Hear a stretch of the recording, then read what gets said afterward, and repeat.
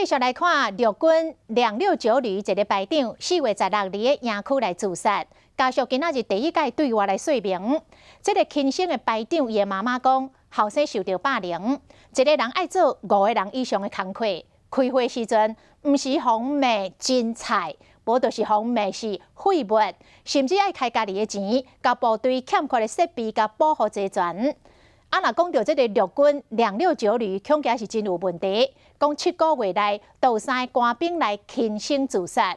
国防部长严德发早起到立法院专案报告，讲目前当配合着司法的侦查，嘛甲专案的调查小组提升到司令部的层级。情何以堪？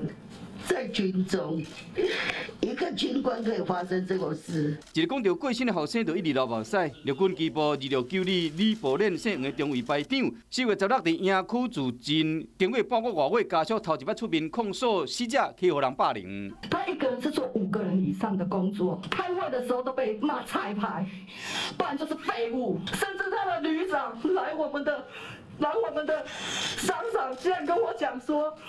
我觉得有点倒霉，你这里发生这样的事情，会影响我们军中的士气。家属嘛提出对话记录，这个排长做2级厂的厂长，设备有欠的爱家己开钱提出来补。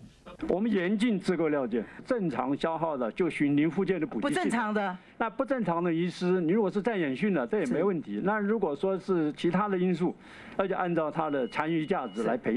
269旅伫短短7个月内，就发生3件自尽的案件，干部的领导方式被人质疑。姓袁中尉自尽了，陆军敢若将3个军官调离现职，旅长甲政治主任拢无变。干部的领导统御、部队的管理、工作的负荷，以及反映问题出来之后有没有协处，这都是我们查证的重点。军方强调讲，专案调查小组已经提升到司令部的层级，相关的事情已经送交桃园地检署，将会配合司法的侦办，并且进行行政调查，了解真相。